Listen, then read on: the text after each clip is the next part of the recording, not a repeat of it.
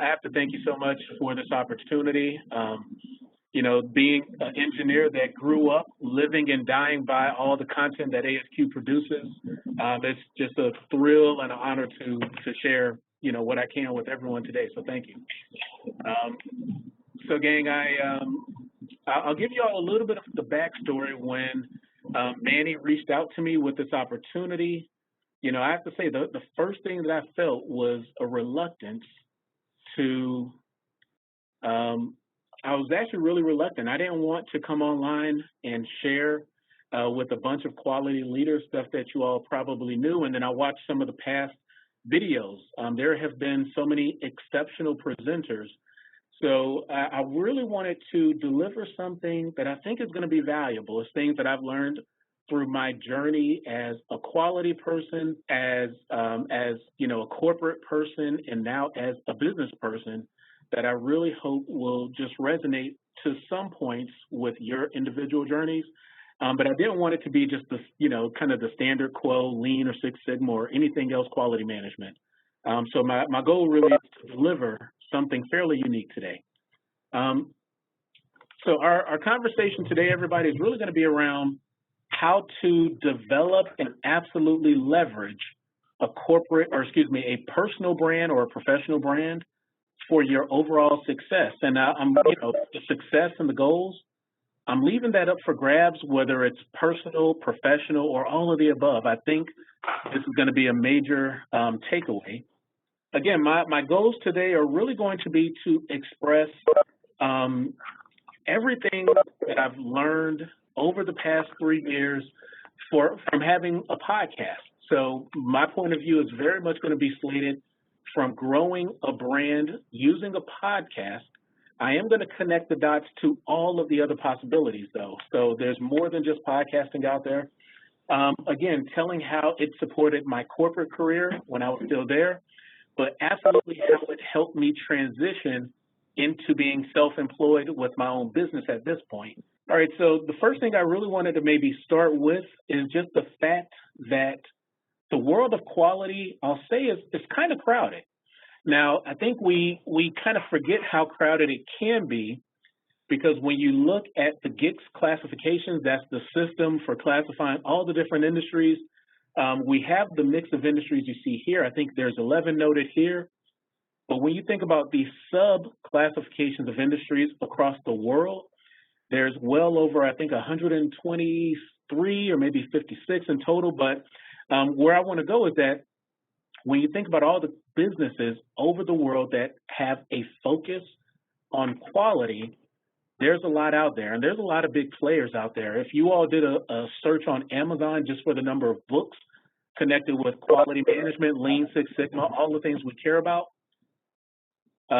there's over 50,000 books. And again, they range in a lot of different areas. So for me, at the time when I made the decision to go down this path, but yeah, everyone, when you think about the amount of movement out there for all the businesses, all having some degree of a focus around quality, for me and my path, when I started, there were so many impressive quality professionals that I worked with. I was really just kind of seeking to start a community. That's part of what I call my origin story. So I came out of the University of Miami with my background in industrial engineering. I jumped into my first mix of roles purely as a project manager and a project engineer before making a move into healthcare back in 2007. And then from 2007 up till now, basically my entire life has been healthcare, quality, process improvement, project management, strategy. So those are many of the areas that I'm coming at this with. I had the opportunity to serve as a Baldrige examiner, both at the national level and the state levels, for a number of years. And so when I was trying to determine how to create a community for the quality people that I connected with during those times, those earlier years, it really just became like, what can I do, or what are the things that I'm personally interested in that can start to frame up a community? My family and I, we moved here to Atlanta, where I'm currently based, uh, about 9 years ago.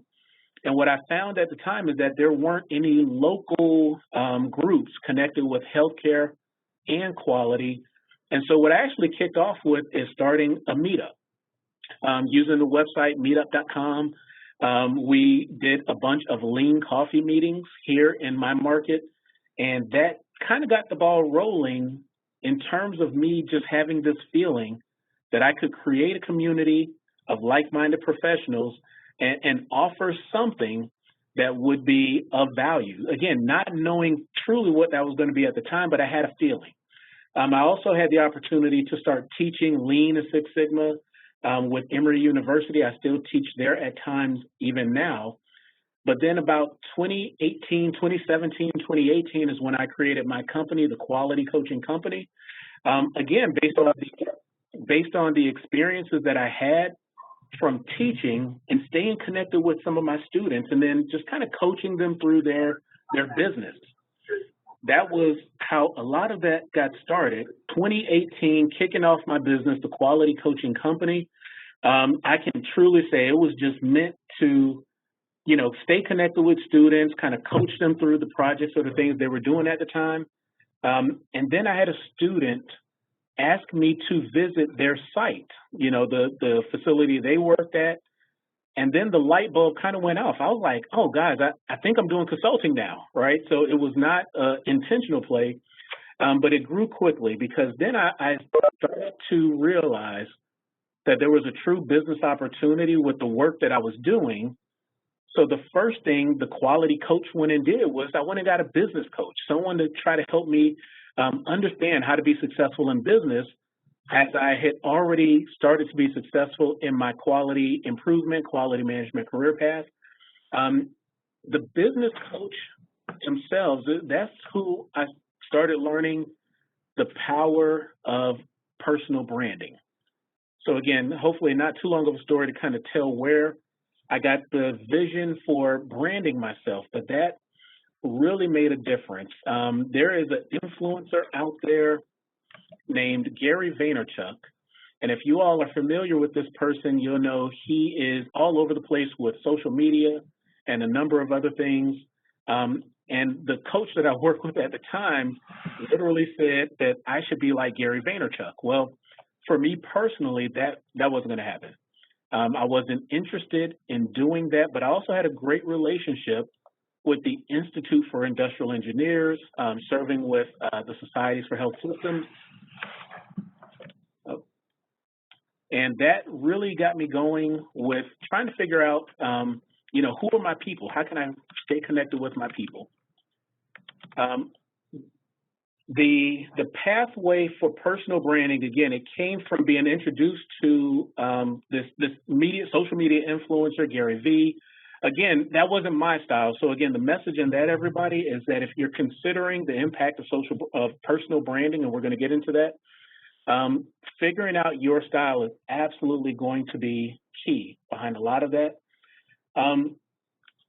So again, for me, it took me on a journey, which is why I think this conversation was important for me to share with you all. Because then I had to figure out what was personal branding, right? I just wasn't in the mindset of doing personal stuff or drawing attention into me, just as a professional or anything else. And this is one of the best definitions, comes simply from Wikipedia, that started to make me feel comfortable with everything that I was going through. And of course, this time I was still in my corporate path, even as I was building my business. But personal branding, as defined by Wikipedia at a minimum, though, it's an intentional effort to create influence, to elevate our credibility, to differentiate ourselves from the competition. Ultimately, it helps us advance our careers, it increases our circle of influence, and it has a larger impact on our communities. Now, mind you, when I started out on this journey, creating a community was all I was seeking to do. I just wanted, where my cool quality people to hang out with. That was really my goal at the time. So when I came across this, again, it resonated with me to make me say, okay, maybe I should listen to my coach. I'm paying the money. Maybe I should take their advice and figure out how to do this personal branding thing, even while I was still in my corporate career. So I again, want to make the connection. This applies to corporate and entrepreneurs. So the question then, if following Gary Vaynerchuk was not going to be my way, what was going to be my way? And so the slide here really starts to highlight a number of ways that I think works well for the work we do as engineers, as scientists, as project managers. We have such a very structured approach to the work that we do as quality professionals that these are the things I've researched over the years. I've done a little bit of all of these. I'm really going to highlight, again, the focus around podcasts, but, at a high level, creating forums for Q&A, research, interviews, writing, speaking. These are very go-to, very practical approaches that we can all do with very little money, I'll say, being expended to start to grow our professional brands. Again, for corporate branding and career as an entrepreneur, what that starts to look like are what I call them production events, whether it's a town hall meeting, an AMA or ATE, that stands for Ask Me Anything or Ask the Experts, but those types of events. Even YouTube, right? You can start a YouTube channel where you're just doing Q&A with people who want to know what you know. And again, if it's something quality related, Lean or Six Sigma, project management, strategy, data analytics, the things that we do as quality professionals, or it can be something completely offbeat. You can create these forums at almost a next to nothing cost to get going. For those of us who love to, do the research, to do the analytics, white paper surveys, assessments, writing up in journals, those are absolute go-tos. Those are ways you can absolutely increase your expertise. Interviews. So if you all are not familiar, there's a site out there called Help a Reporter. There are people constantly looking for experts that they can interview to help write a publication or an article or whatever the case may be. Podcasts, I'm going to share my joy and love for podcasting a little bit more over the course of this conversation. Just being available to do news, television, radio, or magazine interviews. Again, you all can position yourselves very easily to do any of these. I was actually surprised at how easy it is to do just about everything on the list here. Blogging, books, being a contributing author, I would say these are the things from my experience that can be a little bit more weighted in time, right? It just takes time to write a book, for example. But again, it's just a matter of the effort, not the costs. And then the very last one, which, ASQ has a ton of phenomenal conferences, creating a webinar like this, doing seminars and other speaking events. Guys, this is very easy, but once you position yourselves to be the go-to expert people want to invite you into being a part of, again, this will have an impact to help you all push your career forward, to ask top dollars for the various salaries you may have the potential for getting. Or again, if you're growing a business, what better way to market your business than to do things like this, right? So again, when I finally settled on the mix of strategies that I was going to use for branding, the next thing was really around what are the problems that I want to solve with my business based on the lessons that I learned from my corporate career path.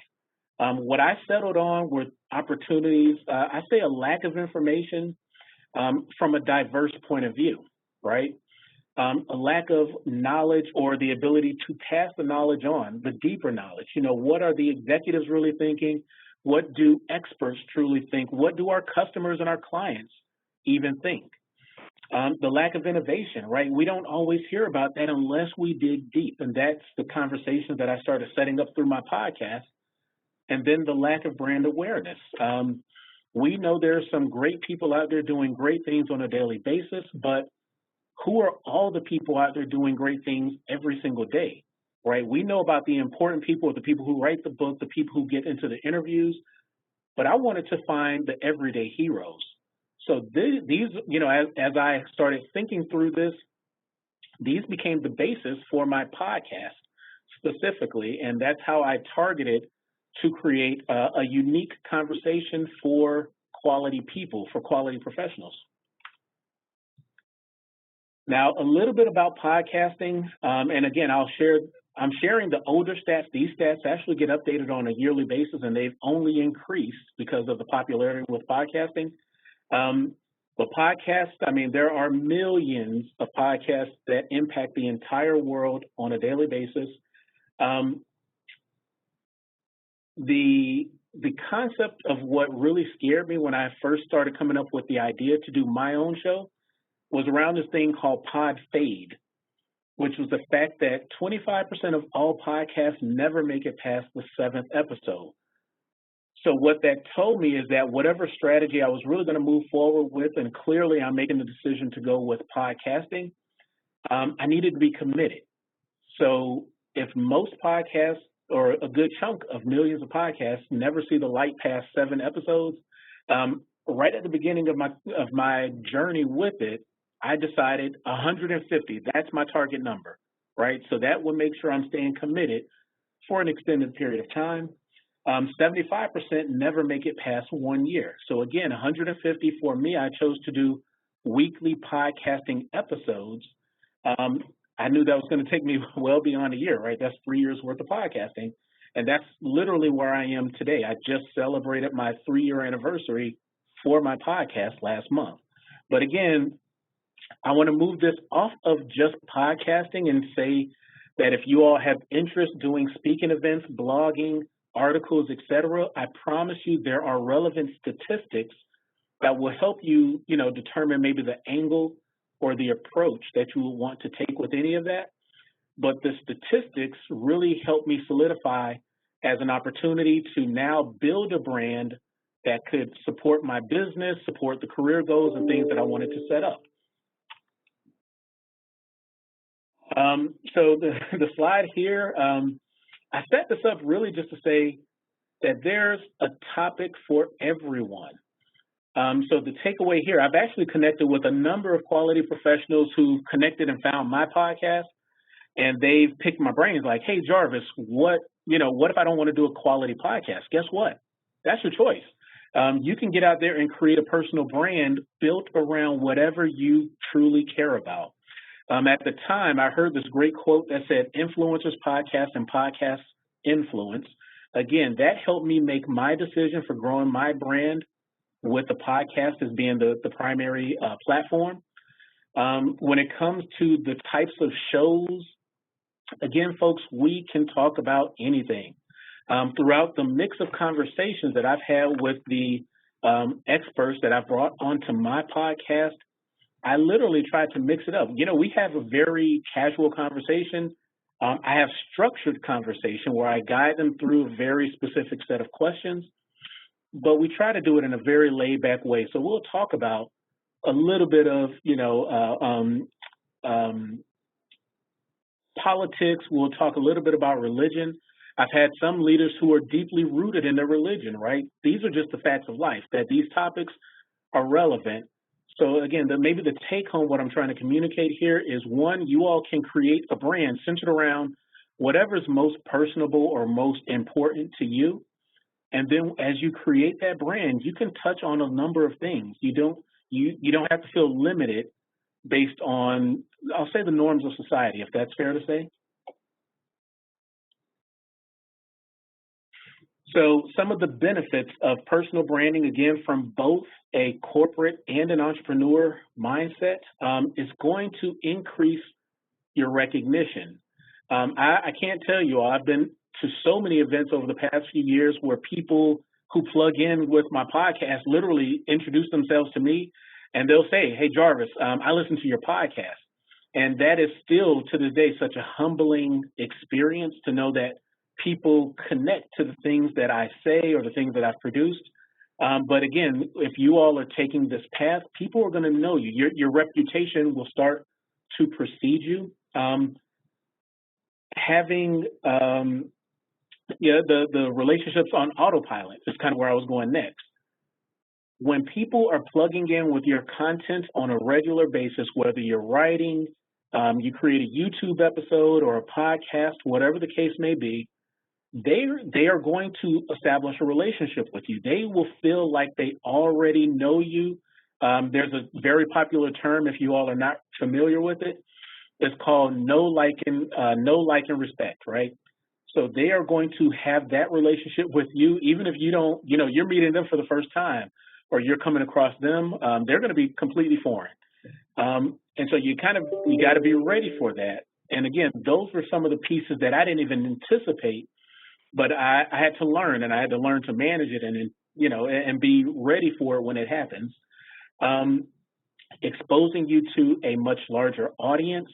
I think I have statistics in here somewhere, but my show has been downloaded thousands and thousands, tens of thousands of times. Not quite over the 100,000 yet, but I never again envisioned having a voice that big, and I have goals to make everything bigger.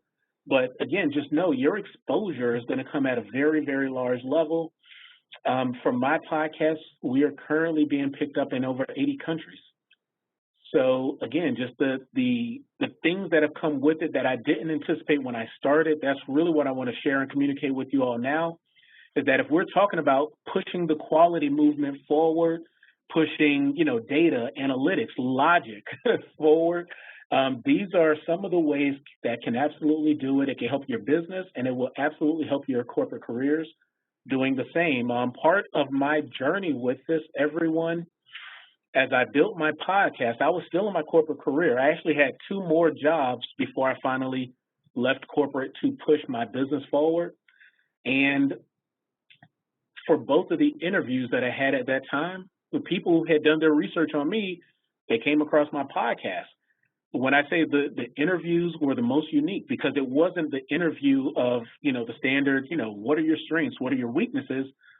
It was an interview, it was more of a relaxed conversation where they just wanted to know about me because they already had a number of episodes to hear my voice, to kind of see and understand how I think. So they already knew me, they already liked me. They just wanted to kind of validate a few things maybe and just ask normal, very everyday questions. So again, if you all take that opportunity to create your personal brand, LinkedIn, for example, like I love pumping things through LinkedIn, the content that I produce. But guess what? LinkedIn is where a lot of recruiters like to hang out. That's where they're going to find you. You start putting material out there, write a LinkedIn article, for example, then people get to know you even before you get to that next job interview. So again, the power in that I can speak to very well. I'll say this last one that I'll highlight on this slide, and then I would love to just stop and ask if there are any questions before I get to the back side of this PowerPoint deck.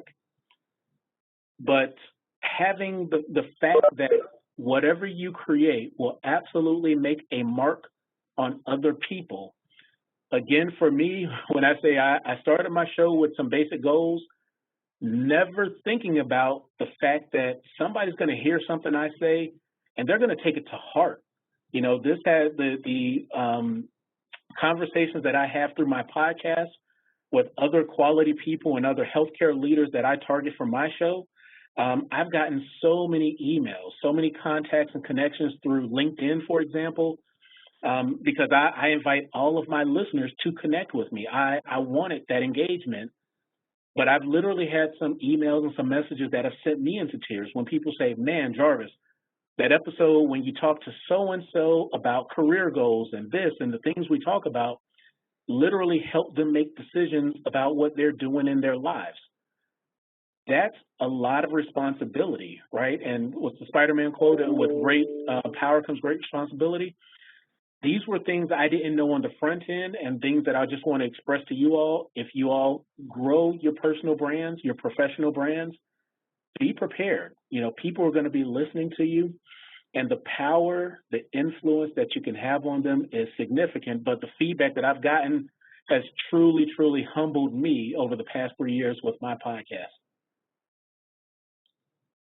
So before I get into just some examples of tools or how to start preparing, if you choose to go down any of these paths, I'd love to just ask if there are any thoughts or questions, and definitely make sure I'm still coming through well enough because it is kind of quiet on my end now. Manny, it got quiet, and now I'm scared that it's too quiet. Well, because I've done a little better job with muting people. So, awesome. What can I tell you? So, I got to tell you, I'm sitting here and I just can't wait for the Q&A section. I'm not sure where questions are here in WebEx. I thought I saw them earlier in the chat. It went away. I haven't been able to find it yet again. So All right. I'm not sure why.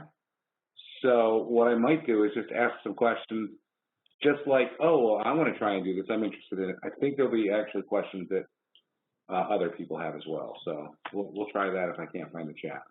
Okay. No, fair enough. Yeah, and I do have my chat and my Q&A up.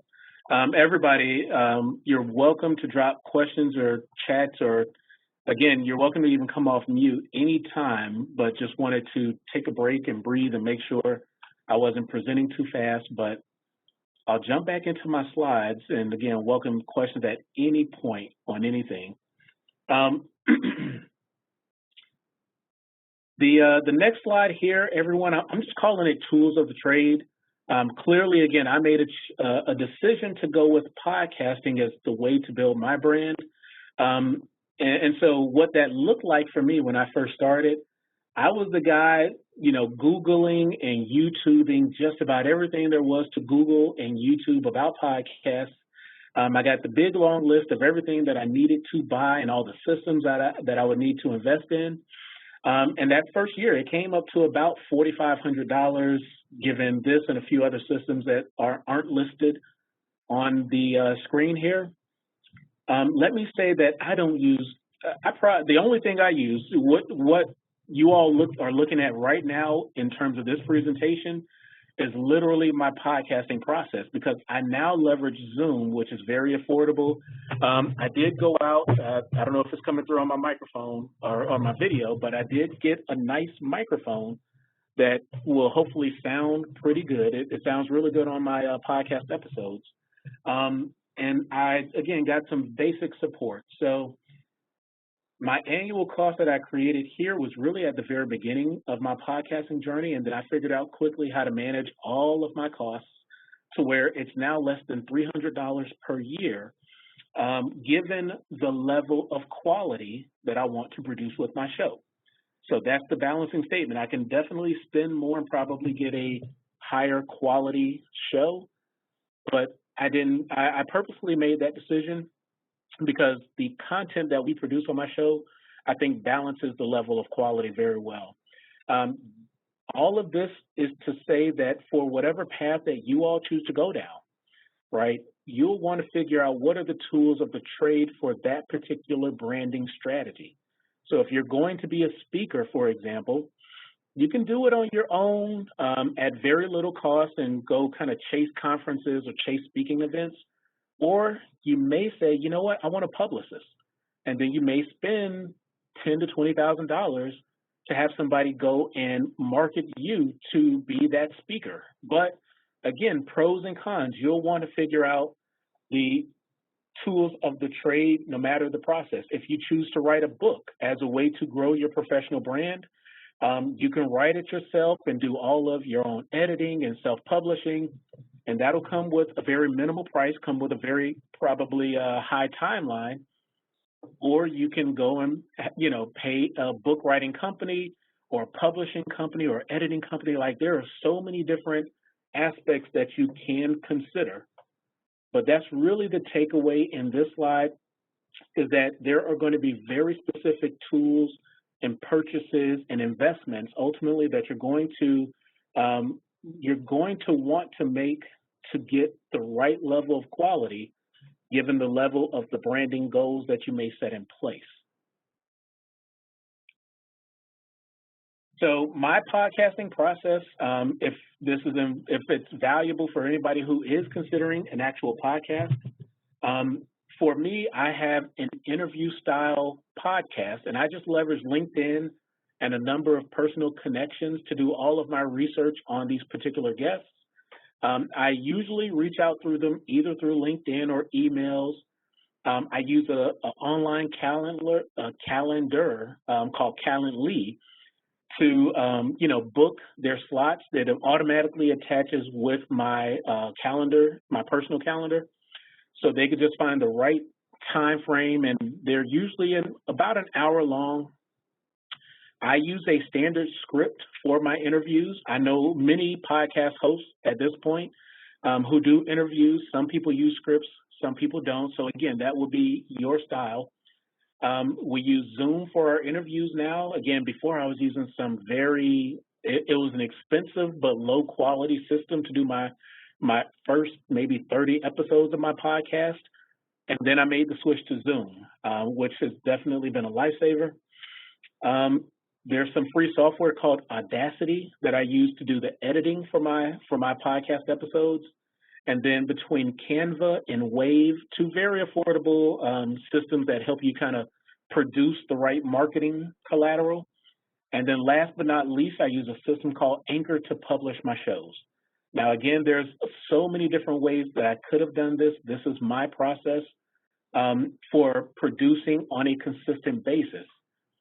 The takeaway that I really want to share with you all on this one, again, is no matter what path you may choose to go down for branding, you're going to want to define what that process is so that it becomes fairly clear, very predictable, but absolutely consistent. That's the branding piece. I would say that's the secret to all things branding, is that you want to be able to provide it on a consistent basis. So for my podcast, it is produced, I drop a new episode every Tuesday, 2 a.m. East Coast time, and I've done it consistently for the past 3 years. Haven't missed one Tuesday, right? So now your audience who's looking forward to whatever content you produce, they know exactly when it's coming, when they can plug in, and then I track my statistics, my downloads, appropriately based on the calendar that I've already set up. If you all choose to do a YouTube show, or if you're going to speak at different events, or if you're going to write blogs or articles, you're going to want to figure out what is the easiest process that allows you to do it consistently. Again, I did this at a time when I still had my corporate career. I was building my business. I still have 2 young kids, my wife, my family. So, I'm trying to mix all of this in with everything else in life. And I still want to be consistent. It's still important to stay consistent for the audience that you're going to be building. So consider that as the takeaway really from the slide that I'm sharing here. And trust me when I say that, to publish my show, 2 a.m. on Tuesdays, there have been times where it's like 12 o'clock, 12 o'clock in the morning, and I'm still doing those final edits just to get the show out. So there are still times when you're going to push, has been my experience. Hopefully you all will not go through that the same way. The slide here and the very next slide to follow. So for me, as a part of my journey with building my podcast, which of course, again, was going to be me building my personal brand, I actually had to take some time to define my audience. And so for me, I came up with 2 different characters that are going to listen to my podcast. The first was a character or avatar named Catherine. Catherine was a 29-year-old up-and-coming healthcare professional in the world of quality. Essentially, what she wants to know is, what does it take to become a healthcare quality leader? How do you grow as a quality professional? What are some of the best practices being used all over the place that she can start to learn and pull into the work that she's doing on a daily basis that, again, would help her grow her career? So now, as I'm setting up the structure and the conversations and the people that I want to invite to the show, I need to kind of make sure that we can address these questions for Catherine, right? And then the second avatar that I came up with, these are the parts of the conversation in my podcast where I'm targeting senior executives now. So William, he's a 61-year-old senior VP of quality and patient safety. Basically, the way I always describe William is he's forgotten more about quality than I have yet to learn, right? And so the things that he's curious about, he wants to know, what are other leaders out there talking about? What are some of the upcoming trends that he needs to stay on top of so he can, still balance future innovations with the groups he supports? He wants to know, what do the young folks care about right now? You know, because he's still in a leadership position connecting with the generations that are below him.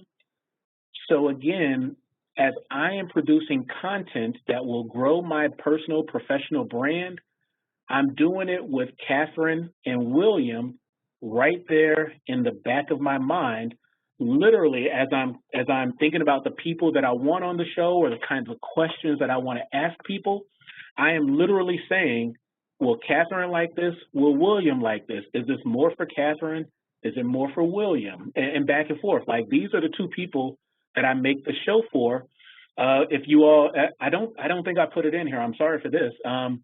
If you look at the statistics for my show broken out by age groups, it's literally Catherine and William make up 65% of my audience right now. And so it's so funny, but as you all create content, whether again, blogging, YouTube, whatever, define your audience. And I promise you, you will absolutely be able to speak to your audience. Gary, I see your question in here. How did I come up with the avatars? Believe it or not, Catherine and William are two people that I've worked with in my past that, you know, when I was coming up with the idea for my podcast, I was like, who would I want to listen to? And these are literally two people from my past that I wanted to target as my ideal client, or, you know, my ideal listeners for my content. Yeah, that was my approach. There's, you know, if you all Google customer avatars or listener avatars, you'll find some really good templates that will help you kind of walk through the development of what these avatars look like. But I will absolutely say giving them a name and a face and a personality, it helped me, because then when I had to think about, you know, will William like this? William is now a person. And, you know, it's kind of, I don't know if it's too cuckoo or anything, but you know, it really just gave me a criteria to base my guests off of or base my content off of. And it just made sense from that point of view. All right, so just some of the statistics, some of the impacts on my show as of right now. Again, I mentioned, you know, I started my show just kind of hoping to get some traction. And these are probably a few months old at this point, but I have over 500 consistent listeners at this point. So that's the people who consistently week in, week out stay connected with my show. Well over 70,000 downloads, 80 countries. I think I'm over 180 plus episodes at this point. A number of C-level guests. So I want to kind of key in on that really quickly for everyone's benefit. The way that I've set my show up, I literally reach out to CEOs and some very, very well-known leaders. I've had a number of people say no, of course, but for the people that say yes, I can now say I have people's cell phone numbers and email addresses, and I don't have any hesitation calling them right now and reconnecting with them. That's the power of building the personal brand. I created a platform where now I can invite, you know, C-level leaders onto. I've even had my previous COO on one of my podcast episodes, right? So again, when we're talking about branding and building your career path, whether it's corporate or if you're going to build a client base, because I've now left my corporate life, those 75 past guests are now potential clients. Some of them have actually been actual clients for me. So I just want to highlight again the power of branding and creating a platform that allows you to do that. If I were to switch gears right now, and let's say I wanted to use writing articles as a way to build my personal brand, the way I would personally do it is to create an article where I needed to interview a handful of executives. Again, that now creates a connection. If I could reach out, Gary, if it's okay to use, use you as an example, you know, if Gary's the CEO of a company, I can reach out, hey, Gary, I'm writing an article for ASQ about A, B, and C, and I see you're in this position. I'd love to interview you, right? That's a strategy now you all can leverage to provide great content to the world to build your brand, but you're now also creating a different community of leaders, other influencers, and so forth. Again, I hope that made the point. I can talk about that all day, but because of those types of connections with C-level leaders, decision makers, these are people who could hire me as a coach or a consultant for my business, or if I ever needed to go back into corporate life, they'd probably give me a job because of the relationship that I'm building. I've had so many business collaborations come from the podcast as well. So people who needed a speaker, people who needed a workshop, people who wanted to just kind of cut some videos for the things that they were doing in their business. One of my previous guests on the podcast, hands down to this day, I was just on the phone with her earlier today. She is my absolute best client and my most favorite client for the stuff that we're doing for her and her business. So again, just a byproduct of knowing that I wanted to build a brand, and now the things that are starting to come out of that, it is really a worthwhile investment on so many areas.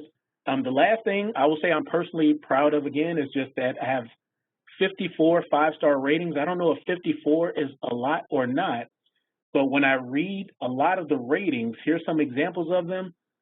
They are things, or, they are comments and ratings that just make me feel good about what I'm doing. So it's a little bit of validation that I'm providing great content, that people really appreciate what I'm doing. And at the same time, again, I want to exemplify to you all that I'm building the brand. When I come across people who actually check out my show, it's always been so positive.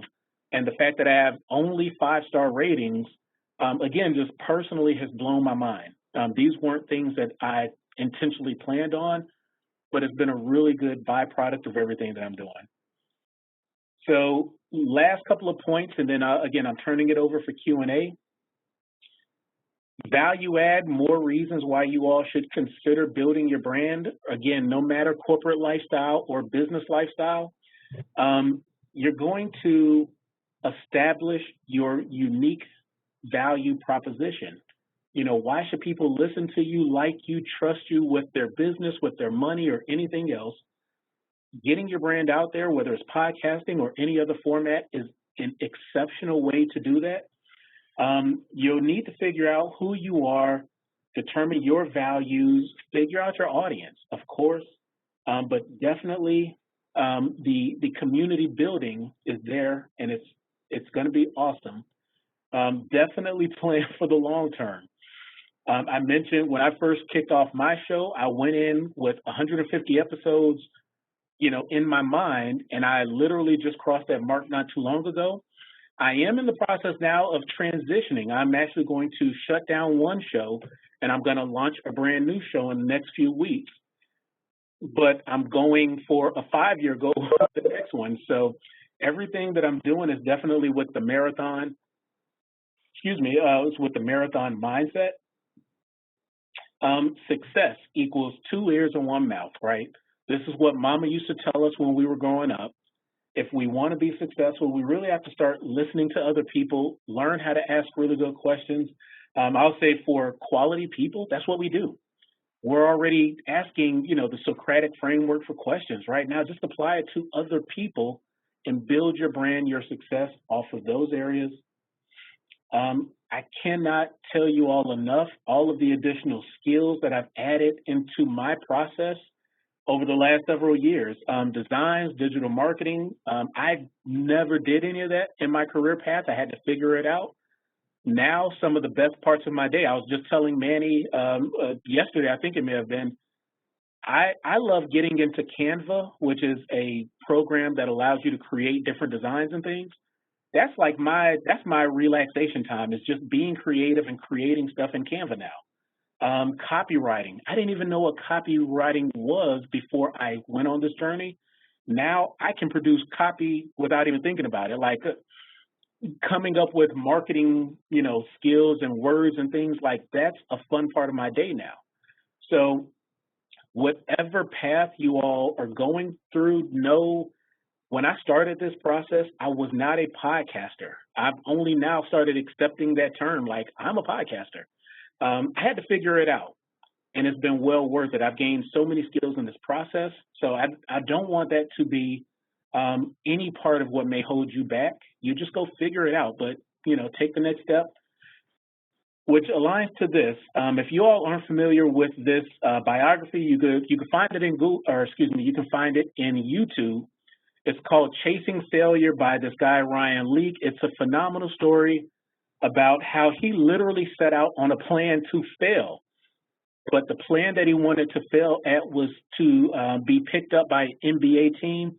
It's a really good story. If you all watch it, I hope it could motivate you.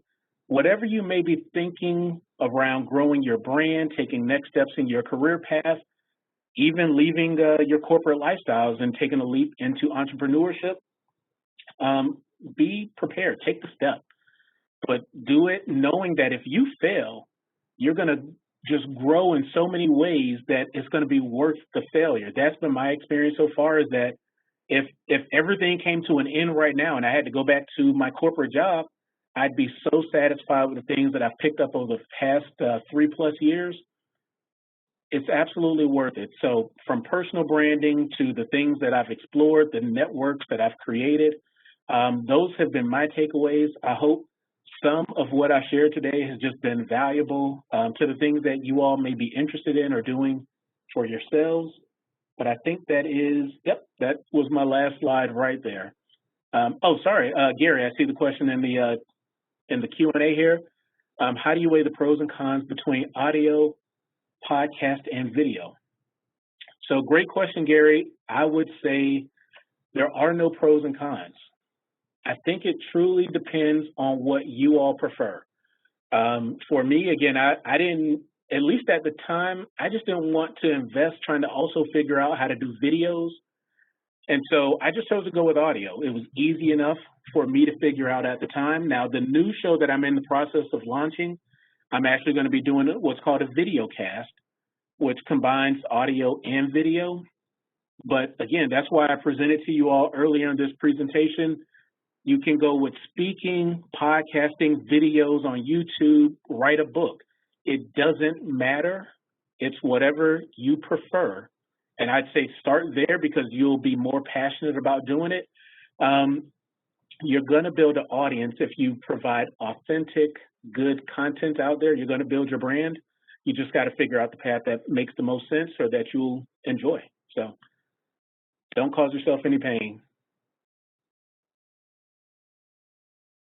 And I didn't even get to the point of monetizing. So there are opportunities to monetize all of this as well. But I didn't want to bring that as a focus, but just know, if different sponsors and different money-making opportunities are also at the back of all this as well. Speaking of which, I think now is probably a great plug. Hey, folks, if you are enjoying this webinar content, it is true I've actually learned an awful lot. If you would care to volunteer 2 hours a month, I could use those 2 hours a month. A typical job might be editing a video, if you know how to edit. If not, what a great opportunity to learn like me.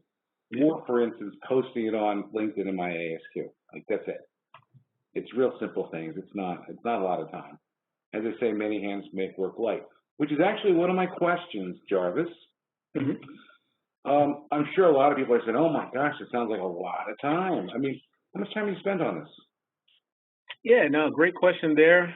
When I was in my learning process, I was truly keeping up with the amount of time I invested in it. And it would be, so let's just say to go from connecting with a person that I wanted to invite onto my podcast to getting their show published would take about 7 hours. I figured out, like any good engineer, I figured out how to cut that time in half, but it still requires about 3 to 4 hours from start to finish. But yeah, I mean, so for me, again, coming back to my process really quickly, I love the first conversation when I had the interview with the person. I actually listened to their show to kind of do some tweaks and edits, for sound quality. And then I still listen to it as a listener of my podcast and I have my notebook and I'm taking notes because it's meant to be that educational and that engaging, but it does take time. But when you become passionate about it and the content you're creating, you know, I listened to 2 or 3 episodes of my own podcast. Was like, man, I didn't even realize, you know, I'm sitting here binging my own show like I wasn't in the conversation. Okay. Oh, neat. Oh, yeah. So actually, I'm starting to think. I'll tell you what, folks. If you guys agree, maybe you can email me or drop me a note on LinkedIn. But I'm really thinking that we should have scheduled you for the evening series, the occasional series. So We have more time to make it more of a conversation, probably more like a podcast. But I'd be interested to hear about some of your strategies on LinkedIn. I can tell you that for me, I've started posting more regularly, and I'm seeing geometrically more interest back. yeah. I'll say to everybody, you know, obviously, Manny, yourself included, but have a true strategy for LinkedIn. I will say 90% of what I do on LinkedIn, I never post, or I may post once a week at most. The power of LinkedIn is in your connections. Now, what I do on a normal basis, every day I send out 20 connection requests. With each one of those connection requests, I put a very, you know, personal message. Hey, Manny, I see you're connected with ASQ. So am I. You know, I would love to connect. Whatever it is, it's a personal message. I sit there and do it as a part of the daily disciplines. And then once we connect, I'm sending a personal, hey, Manny, thanks so much for this connection. Like, draw a conversation, right? Be a person, be a human. But 90% of what I do on LinkedIn, I rarely post. The power's in the messaging, but that's, again, for everybody, do that same strategy career-wise. You know, hey, Manny, I see you're an engineer just like me. I'd love to connect. Like, connect with people, even if it's just to say hi or to build your networks. That's a powerful thing. So that I just wanted to touch on that. That's advice I give to everybody, and that's a game changer, career or business-wise. Okay. All right. Good. I think that's pretty cool stuff. See, it's 2:00, folks. Time went by too fast. It really does. Silly me, I didn't show you the boilerplate up front. Real short version. Okay, we're going to post this webinar when I get to it on the YouTube channel. If you need the link, let me know. Feel free to subscribe. We post twice a month at most, so we're not killing you. I've got the PDF presentation. One of the things I'll have to do after this webinar is send it out to everyone. That email is also going to be your RUs. So save the email. I'll say that in there. Please print this as for your RUs. You'll get point 1, as always, for a division webinar. And I'm trying to think if there's anything else. Jarvis, was there contact information somewhere? Did you put your contact information? Actually, or just tell them LinkedIn, I guess, right? Yeah, here's some contact information. Everybody, I am always happy to connect through LinkedIn, so please feel free to stay connected, and anything I could do for you all, Manny, anything I could do for you, sir, happy to be a resource. Got it. So, yeah, I'll tell you what, really seriously, let's talk about coming on maybe next month in the evening, Okay. Third Monday of the month. I just think it would be great, because, I mean, I've got a ton of questions. I can't even get into but it's been really cool. And I will say this before we all go. You know, you mentioned it could take thousands of dollars to get started. From what I know is that it really could be less than that. But, I mean, you gave what's a reasonable starting place. But if you're strapped for money, you know, you could honestly do it with a cheap microphone in your iPhone if you had to. Oh, yeah. At least your portion of things. You know what I mean? There's always ways to do stuff. And if it's an iPhone will do. But no, I thought that was a good list. I actually do want to find out more about where'd you find your editor and your marketing assistants per episode? Yeah, no, those are all a part of those costs that I cut over the last, that lasted about 3 months. Okay. So, no, where'd you find them? I mean, did you go to Fiverr or Upwork? Fiverr. Did you know Fiverr? Okay, all right. Now I'm a huge fan of Upwork. That's my go-to when I need support for different projects I'm doing now. I go straight to Upwork, and I've built my contingent of people that I can just go straight to. Sure, projects use up time. Yeah, I know. I've got a web guy. I've got an editing person. I've got a few like that. Absolutely. So Very cool. Hey, listen, I really think we need to dig in more of this. Let's connect later about coming back on maybe next month in the evening. No, anytime, Manny. I appreciate the chance. Super. Folks, again, thanks. You could spend your time a lot of ways. Thanks for spending the last hour or so with us. Keep an eye out for those RUs, and let me know if you got any questions. Bye, folks. Take care, everybody, and go build your brands, everybody.